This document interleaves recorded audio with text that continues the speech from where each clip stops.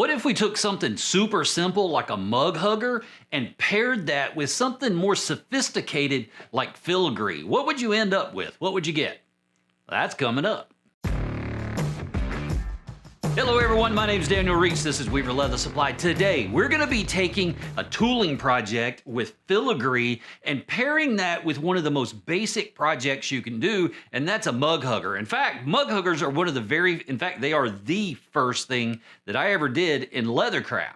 Now, this is the pattern that we're going to be working with today, and before you look at that and go, man, that's out of my league, I can't do that, I want you to ask yourself a question, and that is, do I have a solid understanding of the basics on how to work a swivel knife? Because really, that's the most complicated part of this project.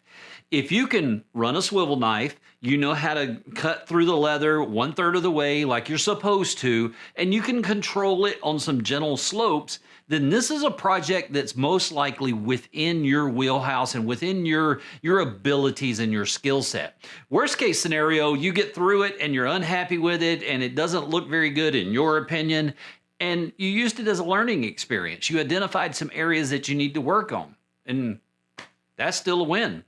So with that, we can go ahead and jump in. First thing we need to do is trace the pattern. So the easiest way I've found to trace a complicated pattern like this is just to work from the outside in. Start with those outside lines and then go back and pick up those interior lines. Just make sure you take your time. This is the foundation of the whole project, so you really want to make sure it's correct.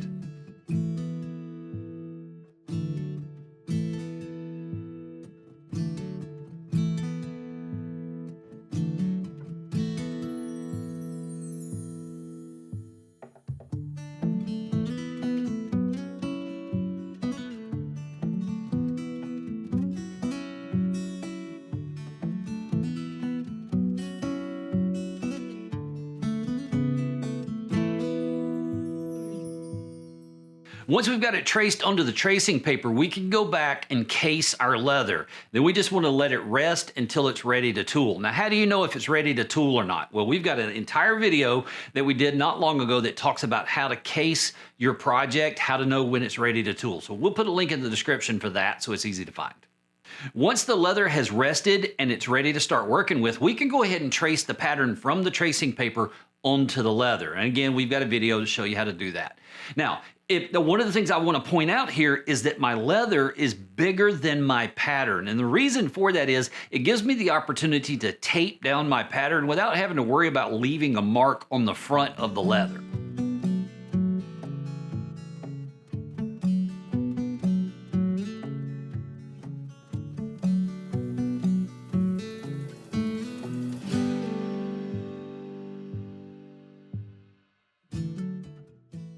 Once that's done, we can go ahead and start cutting it in, but there's a couple of things that I want to mention as you watch me cut the pattern in. Number one, always drop your blade first and frequently. Number two, start on a part that feels comfortable and then let your hand warm up before you jump into the more complicated parts. Number three, smooth cuts come from moving your arm, not your wrist. We aren't chopping our way through the cut by bending our wrist. Number four, if the blade starts to drag, you either need more moisture in the leather or you need to strop your blade, one of the two.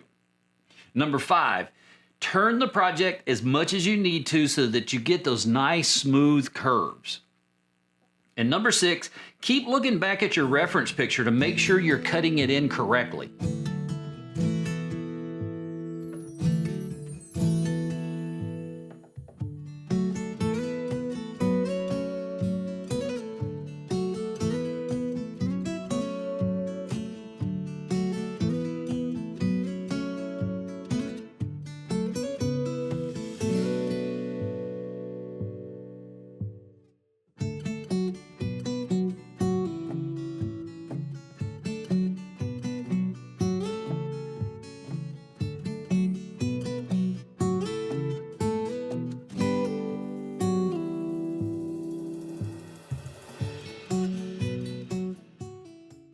When it's time to start beveling the project, I'm going to recommend that you use the steepest bevel you have. I'm going to be using the steep bevel from Weaver. Now, I'm going to be alternating between the small and the medium. Most of the time, the medium's going to be the right size for the various lines that we're going to be working with, but there's a few of them in there that are really tight, either small areas or tight curves, and the smaller one's going to be better for that.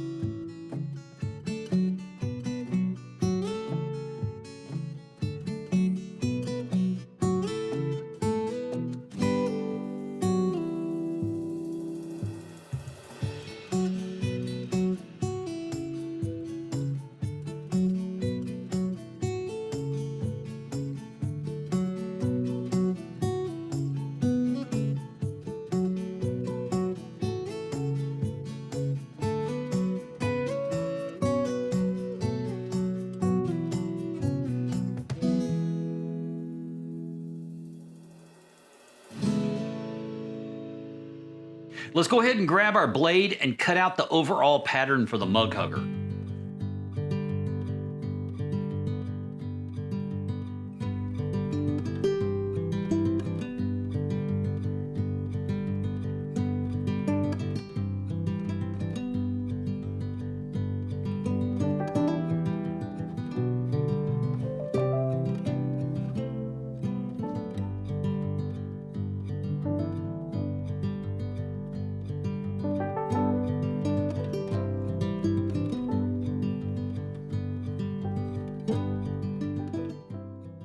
Now, ordinarily, I would have put my tooling window in already, but I wanted to have that little bit of extra leather so I could tape my pattern down, then tool it, then we can cut away the extra. Now, the reason I tooled it before I cut it away is that extra helps it not stretch as much. It can still stretch, but it helps prevent it from stretching as much. Now that we've got the basic cutting and tooling done on it, and we've cut it out, now I can go back and I can add my tooling window in. And for that, essentially what I'm doing is I'm gonna grab my wing dividers, I'm gonna set them to 1/8 of an inch, and then I'm gonna mark my tooling window all the way around the project. Then from there, I can grab my swivel knife and cut it in. Now, if you need any help with how to create a tooling window, we just did a video on that, so we'll put a link in the description for you, but it's super simple. Just grab your wing dividers, set them to 1/8 of an inch, and mark your window all the way around.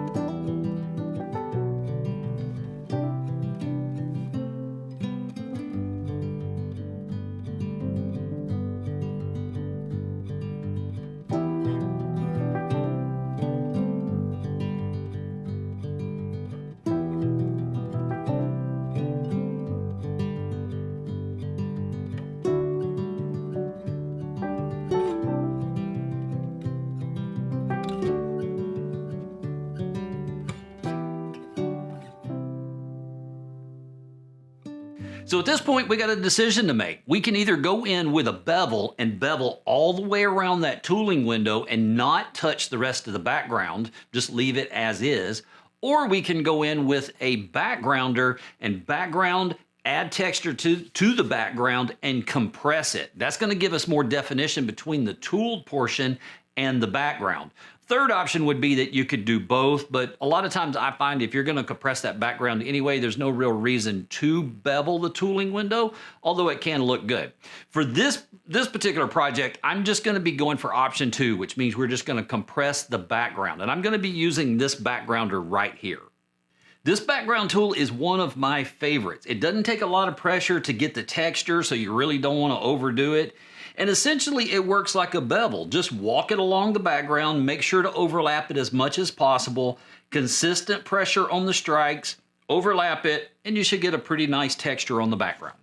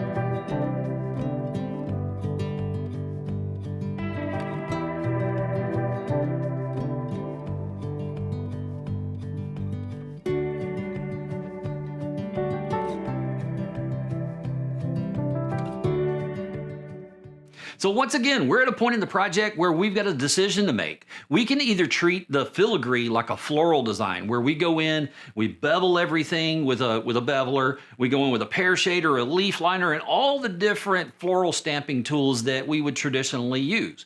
Or we can go in with a modeling spoon. And that's one of the ways I like to work with filigree, because it gives a lot of nice shape and shadows, and it does it very quickly. The best place to start is just by running the lines with your modeling spoon and start adding shapes and shadows where you feel like they should go. Just keep looking back to your reference picture and try to follow that. You should be fine.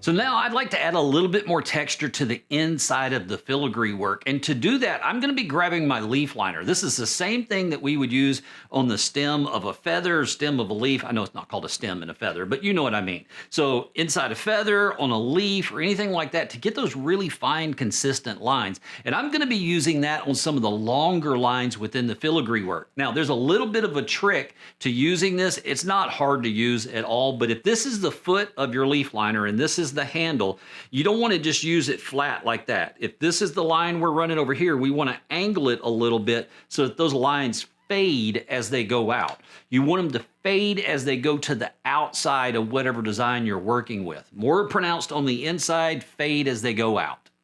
Now, one of the finishing touches that we're going to do on the tooling portion of this project is a pedal lifter. And pedal lifters are great for adding depth and dimension. One of the things you want to look for when you're using them are inside curves. There's other places you can use them, but on this one, we're looking for inside curves. The key to making them work is good moisture content and a solid tap with the mallet. Now, don't go overboard. I'd rather you have to tap it more than once than to, hit it too hard and go all the way through the leather. But the two keys are good moisture content and a solid tap, and you should be good to go. You can see how much of a difference the pedal lifters made in the depth of the tooling. And Weaver has 3 of the best on the market. Would definitely encourage you to add those to your toolbox.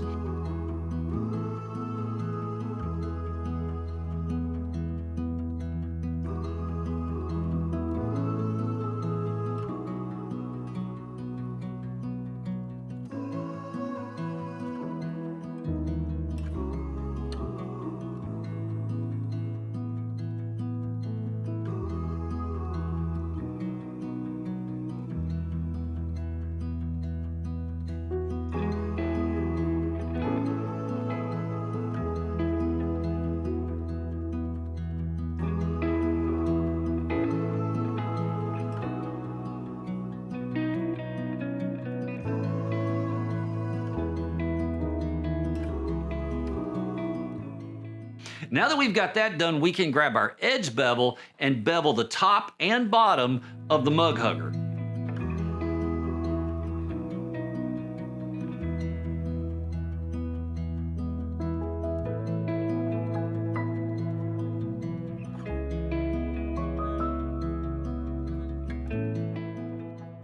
We can go ahead and start adding color now. The first thing that I was thinking is that I wanted a nice dark border, an antiqued background, and gold filigree.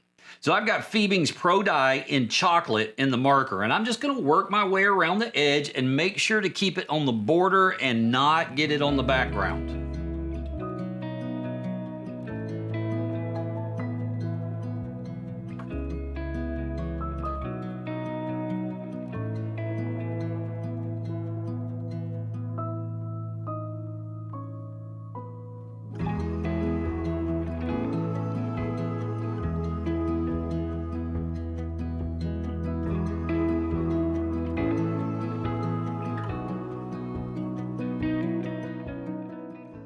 After that, I'm going to antique it with Beveling's Antique Paste in dark brown. Then I can seal it with tan coat.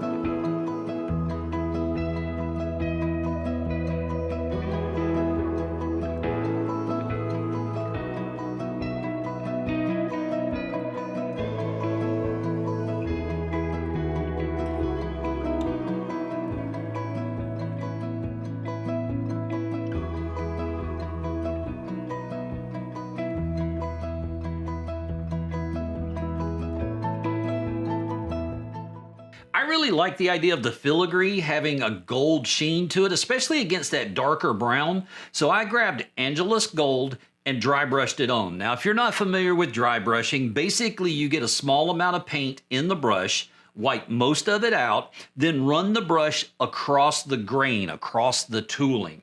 This is going to let small amounts of that paint catch on those raised areas of the tooling. Now, one thing I want to mention is that I let the antique and the tan coat fully dry before I started dry brushing. Otherwise, you're just going to end up with that brush smearing the antique all over the place.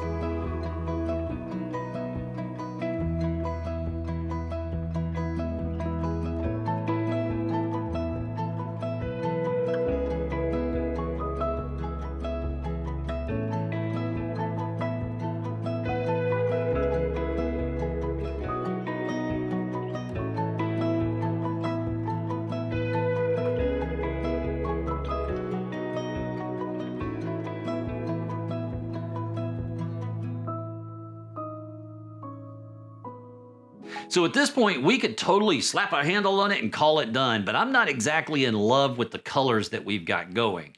I wanted a darker background and it didn't really work out that way. The problem is we've already sealed it with tan coat. Now, I could go in with deglazer, strip that tan coat off, and dye it, but the problem is it's going to take the gold with it too, so it's going to set me back a couple of steps.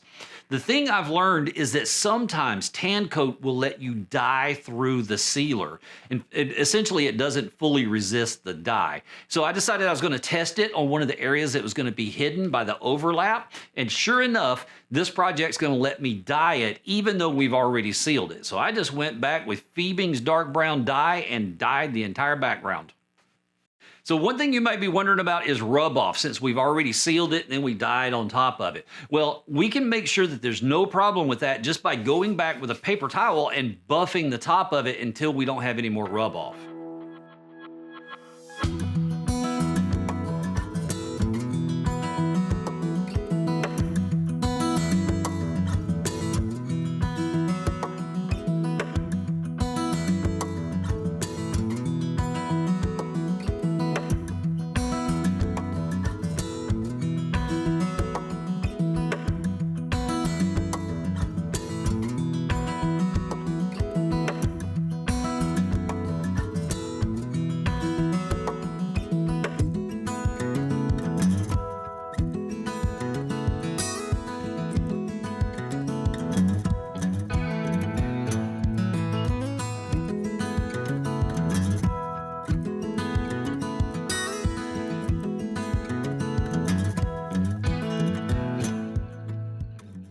After the background was fully dyed, I went back and I antiqued it again, buffed all that off, and resealed it with tan coat. Then buff it again just to make sure we don't have any rub off coming off the project.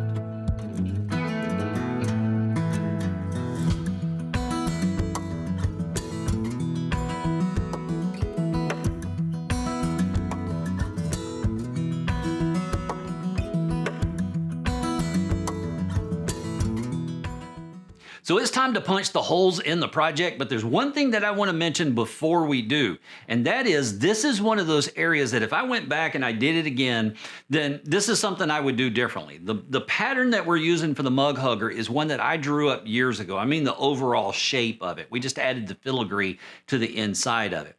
Now, ordinarily, this is exactly where I would put the handle. The problem is if I hold it by this, then it puts the center, the front of the mug hugger facing me. Ideally, I would want that facing out. So what I would suggest you consider doing is simply moving that handle to the other side. It can be in the same exact position, just put it on the other side. That way when you're holding it, the front of the mug hugger faces out. But I'm gonna leave that for you to make the call on. So it's time to add the handle, and if you've got the pattern, you might notice that there's no handle in the pattern. And the reason for that is your hand is a different size and shape than mine is. If you want the same size that I have on my pattern, it's 7 3/4 inches long and it's 3/4 of an inch wide. Now, once you've got it cut out, we need to grab our edge bevel and bevel the top and bottom of the handle so that it feels nice and smooth, it feels comfortable in the hand. So one of the things I do with my mug huggers is that I skive the end of the handles. They just fit better. It's not as bulky and cumbersome once you've skived the handles. Now, if you're gonna skip that step, you're gonna wanna make the pattern a little bit longer, otherwise it won't fit around the jar.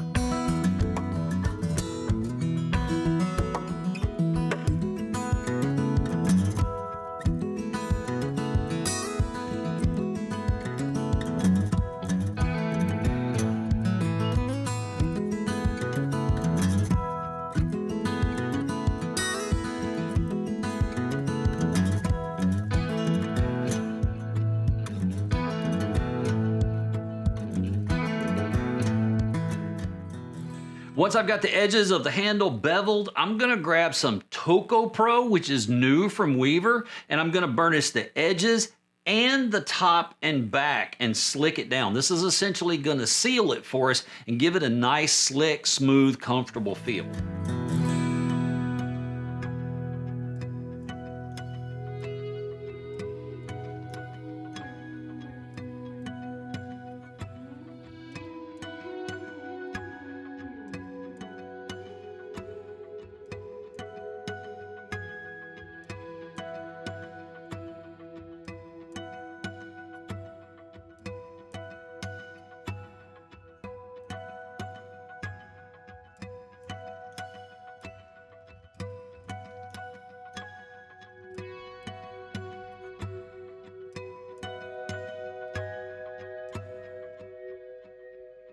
With that, we can go ahead and set the rivets on the handle.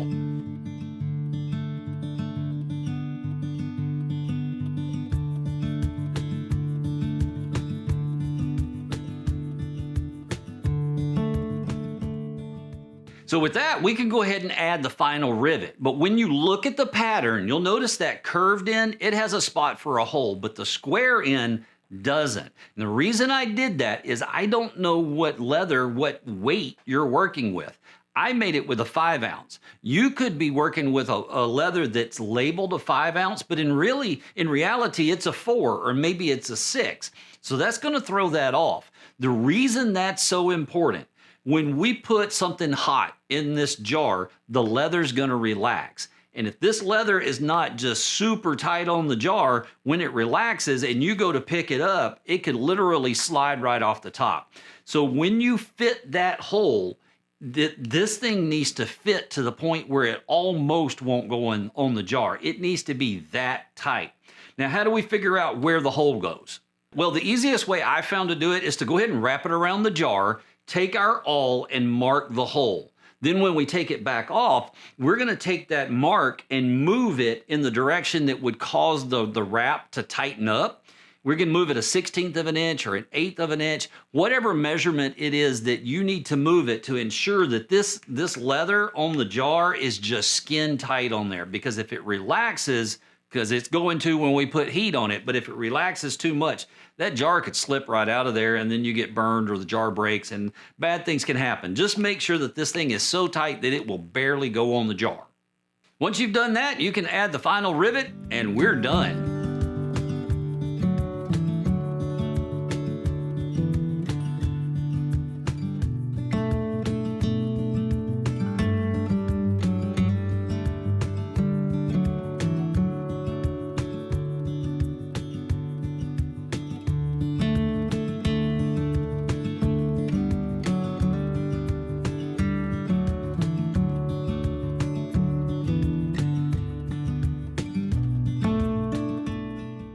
So I really like holding mine like this. It's more comfortable, but you know, everybody's hand's a different size. I find that the most stable. It gives me the most comfortable grip. That's how I like to hold mine, but you do whatever works for you. That's going to do it for this video. I will see you in the next one. In the meantime, go make something amazing.